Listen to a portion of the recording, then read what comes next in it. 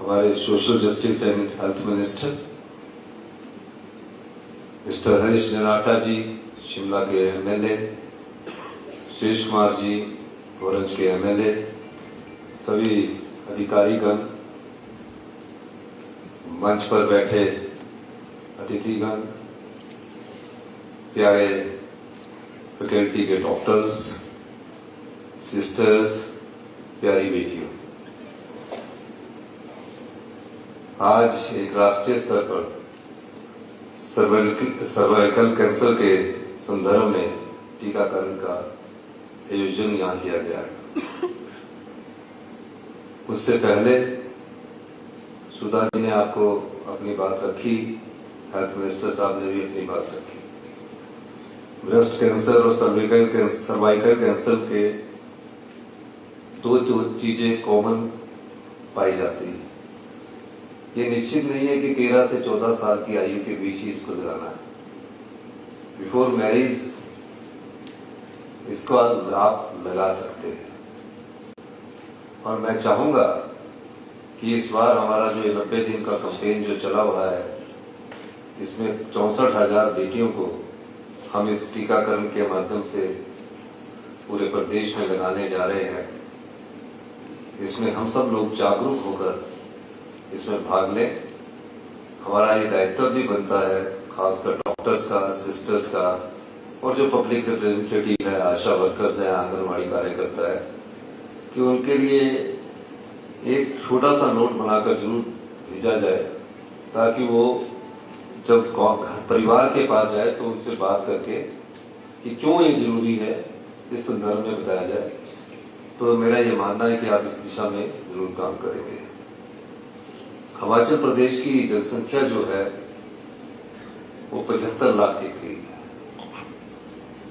और पॉपुलेशन के हिसाब से पूरे देश में हम कैंसर के मामले में नॉर्थ ईस्ट के बाद दूसरे स्थान पर है। हमारे पास प्राकृतिक सौंदर्य इतना अच्छा है, आवा हवा इतनी अच्छी है, तो क्या कारण है कि हमारे यहाँ प्रदेश में कैंसर के मरीज बढ़ते जा रहे हैं? हमारी सरकार इस और विशेष ध्यान दे रही है। 3 साल पहले जब हमने सत्ता संभाली थी, मैंने हेल्थ की प्रेजेंटेशन ली थी। मुख्यमंत्री बनने के बाद सभी डिपार्टमेंट की प्रेजेंटेशन होती है, तो हमने पाया कि पिछले 40 सालों से सरकार एक ढर्रे पर चल रही है, उसमें कोई परिवर्तन नहीं हो रहा है। तो हमने व्यवस्था परिवर्तन का नारा दिया, और व्यवस्था परिवर्तन के माध्यम से प्रदेश में नीतिगत बदलाव किया गया। पुराने कानून बदले गए, पुराने नियम बदल दिए गए, और जो आज की परिस्थिति के साथ से हमें करना है उस दृष्टिकोण से सोचा गया। और हेल्थ सेक्टर में मैं कहना चाहूंगा, अगर ये हम 5 साल इसी तरह बिता देते तो हेल्थ सेक्टर हमारा और 20 साल पीछे दिल्ली से चला जाता। ये सच्चाई है। लेकिन हेल्थ सेक्टर में मैं इसलिए भी कहना चाहता हूं, मैं खुद भी आपसे जानकारी प्राप्त करता हूं, खुद भी पढ़ता हूं, और कैंसर जो है ये क्यूरेबल है, इसमें कोई घबराने की जरूरत नहीं है, क्यूरेबल है। पर हम डरते हैं इसके नाम से। सही समय पर सही डायग्नोज हो जाए तो कैंसर का इलाज संभव है। पर कैंसर अगर हिमाचल प्रदेश में, हिंदुस्तान में दूसरे नंबर पर है, तो उसको डायग्नोज कैसे किया जाए, पता कैसे लगे? उसके लिए कौन सी टेक्नोलॉजी हमारे पास है?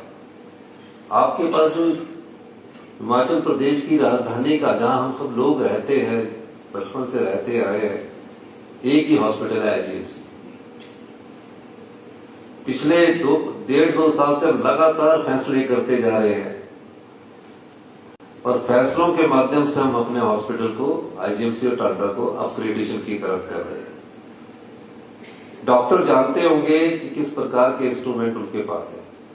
डॉक्टर अच्छे हैं, पूरे हिंदुस्तान में आईजीएमसी के डॉक्टर अपना नाम कमाते हैं, लेकिन एक सोच से एक विचार निकलता है, उस विचार के माध्यम से आगे कार्य करने की एक गति मिलती है। तो हमने सोचा, और हेल्थ सेक्टर में हम बहुत ज्यादा व्यवस्था परिवर्तन करने में लगे। आपने देखा होगा नर्सिस की सीट्स को हम इंक्रीज कर रहे हैं। पैरामेडिकल में जो हमारे एनेस्थीसिया के थे या रेडियोग्राफर्स थे, इन सब चीजों का ओटी थे, हमने 18-20 से बढ़ाकर 50-50 सीट्स कर दिया है। वो इसलिए किया है, डिमांड ज्यादा है, सप्लाई कम है। आने वाले समय में 1-2 साल में इनकी संख्या अच्छी हो जाएगी। ये तो हम स्ट्रेंथनिंग कर रहे हैं स्टाफ की, और जो अपॉइंटमेंट कर रहे हैं वो भी स्टाफ की कर रहे हैं।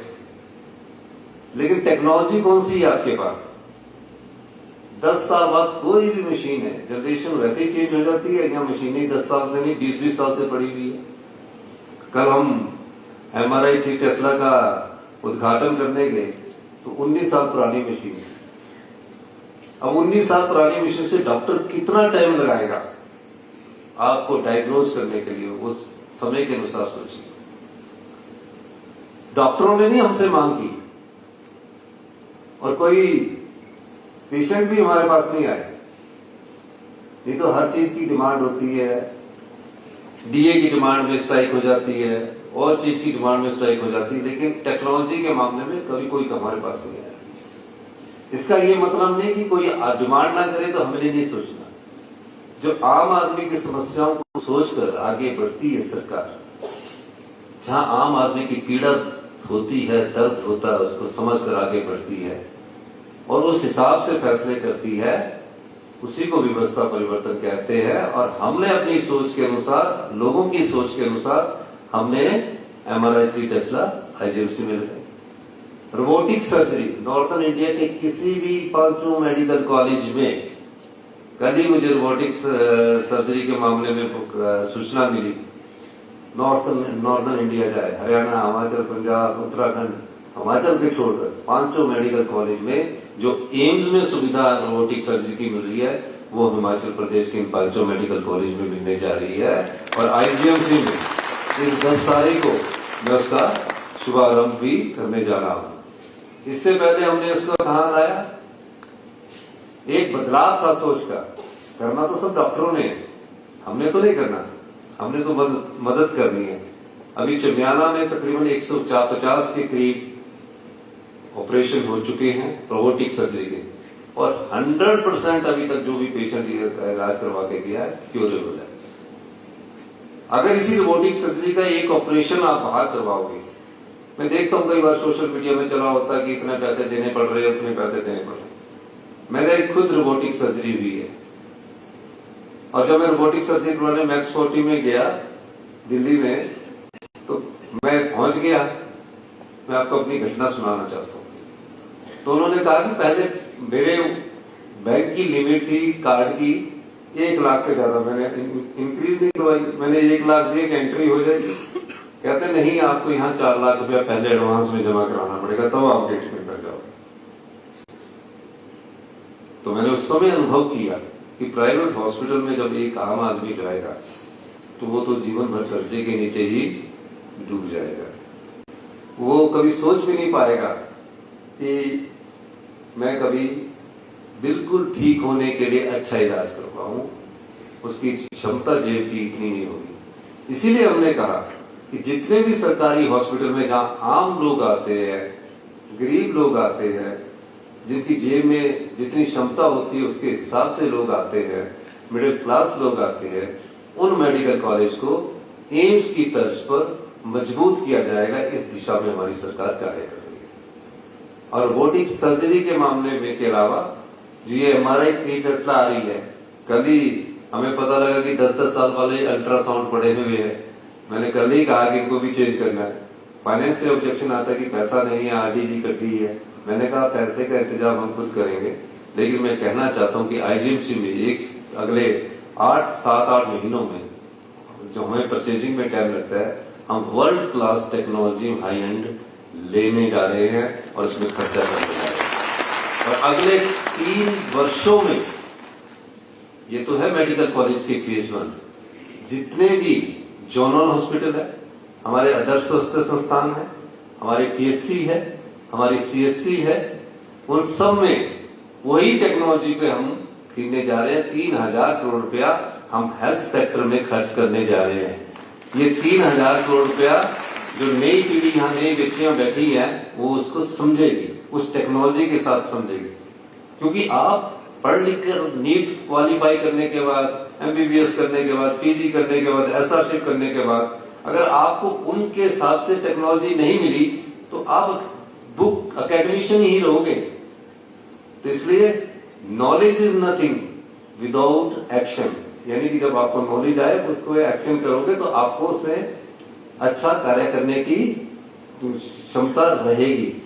लेकिन वो कब आएगी? जब आपके पास टेक्नोलॉजी होगी। करने में तो हम बहुत अच्छे, हमारा एनवायरमेंट और हमारी संस्कृति हिमाचल की ऐसी है कि हमारे में हॉस्पिटलिटी बहुत ज्यादा है। तो ये हम इसमें करने जा रहे हैं। हाई एंड एडवांस लैब जो एम्स में अभी स्टेब्लिश हुई है उसका हम टेंडर जल्दी करने जा रहे हैं। 6 महीने में 3 मेडिकल कॉलेज में लग जाएगी और सीट्स भी हमने इंक्रीज करने जा रहे हैं। अभी हमने असिस्टेंट स्टाफ नर्सेस की भर्ती की तकरीबन 6,000 पोस्ट हमने सैंक्शन की है। फिर स्टाफ नर्सेस की अभी हमने पोस्टें सैंक्शन की है। अभी राज्याचार्यों से ओटी की हमने पोस्टें सैंक्शन कर दी है और असिस्टेंट प्रोफेसर की 60 के करीब हमने पोस्टें सैंक्शन कर दी है। और कैंसर हॉस्पिटल हम नॉर्जून का वर्ल्ड क्लास कैंसर हॉस्पिटल हम 300 करोड़ की लागत से हमीरपुर में बनाने जा रहे हैं। वो वर्ल्ड क्लास होगा, आप कहीं भी जाएंगे आपको यहाँ सुविधा मिलेगी।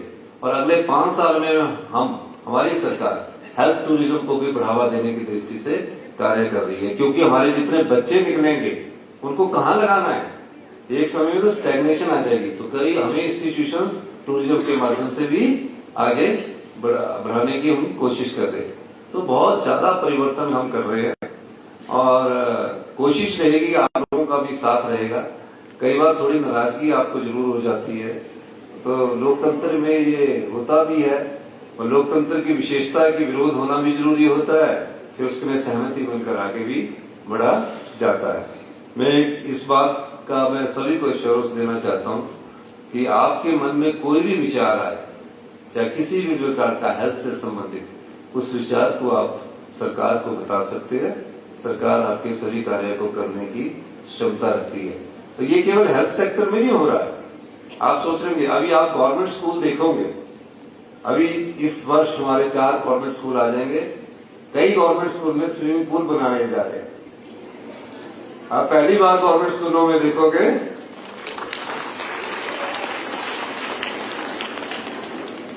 क्यों बनाने जा रहे हैं? स्पोर्ट्स की एक्टिविटीज करने जा रहे हैं। ये सारे 10 सालों में परिवर्तन हो जाएगा। अभी गवर्नमेंट स्कूल कैसे है आपके? पहले बात अभी गवर्नमेंट स्कूल कैसे शिक्षा के क्षेत्र में 140 सीबीएसई स्कूल करने जा रहे हैं और उसमें 140 में संस्कृत, योगा सब टीचरों की हम नियुक्ति करने जा रहे हैं। प्री नर्सरी से लेकर +2 तक 1200 बच्चों का स्कूल बनाने जा रहे हैं। और जहां लैंड नहीं मिल रही है वहां 50-50 बीघे की लैंड एक्वायर करने की दिशा में आगे बढ़ रहे हैं। अभी एक सोच है, अभी 4-5 स्कूल होंगे, 12-15 स्कूल होंगे। जहां जगह नहीं होगी, जहां पानी नहीं होगा वहां नहीं बनेगा, लेकिन जहां पानी होगा वहां बना रहे हैं, इंडोर दे रहे हैं। क्योंकि जो बच्चियां हमारी स्टंटेड पैदा हो रही है उनके लिए भोजन की व्यवस्था भी हम करने जा रहे हैं। हिमाचल की पहली न्यूट्रिशन पॉलिसी, इंडिया की पहली न्यूट्रिशन पॉलिसी की हम बनाने जा रहे हैं, जो अभी पाइपलाइन में इस कैबिनेट में आने के बाद विधानसभा में आएगी कि आप क्या खाते क्या हो, किस प्रकार की न्यूट्रिशन वैल्यू उस फूड में है। ये अभी किसी ने सोचा नहीं है कि क्या खा रहे हैं, हम तो खरीद रहे हैं और खा रहे हैं, कितना बासा खा रहे हैं, कितना ताजा खा रहे हैं। ये सब चीजें हम चेंज कर रहे हैं और इसमें कई बार हर प्रकार की बातें सोशल मीडिया में चलती है। जैसे अभी मैं रोबोटिक सर्जरी की पॉइंट भूल गया कि 50,000 रुपया ले रहे हैं। जो स्पेशल वार्ड में रहना चाहता है 50 से 80,000 देने में उसको कोई दिक्कत नहीं होती, क्योंकि बार-बार इलाज करवाने से अच्छा एक बार एक्यूरेट इलाज हो जाए। आपका यहां से अगर रेफरल कर दिया जाए फिर पीजीआई में दोबारा टेस्ट होते हैं, उतना पैसा का हिडन एक्सपेंडिचर खर्च हो जाता है। हिडन एक्सपेंडिचर को आप काउंट नहीं करते हैं, उस समय आप खर्चा करने में जाते हैं। तो इन चीजों को सस्टेन भी करना है, मेंटेन भी करना है। आज चीजें तो खरीद ली जाए लेकिन सस्टेन ना हो, मेंटेन ना हो तो उससे क्या नुकसान होगा? जो आम आदमी आएगा उसको नुकसान होगा। पैसे वाला तो करवा लेगा कहीं भी इलाज। इसलिए इन सब चीजों को अपने ध्यान में रखना है। और जो हमारा ये सर्वाइकल कैंसर के दिशा में जो टीकाकरण के हम आगे बढ़ रहे हैं, मेरा ये मानना है कि जितने भी हमारे आने वाले समय में इस इंजेक्शन को, इस टीकाकरण को लगाना चाहते हैं वो लगवाए, और इसमें आशा वर्कर और परिवार के सदस्यों के साथ जाकर एक छोटा सा नोट बनाकर उनको दिया जाए और इस दृष्टि से हम आगे बढ़ें। इन्हीं शब्दों के साथ एक बार फिर से मैं आप इस सभागार में बैठे सभी का बहुत बहुत धन्यवाद करता हूँ।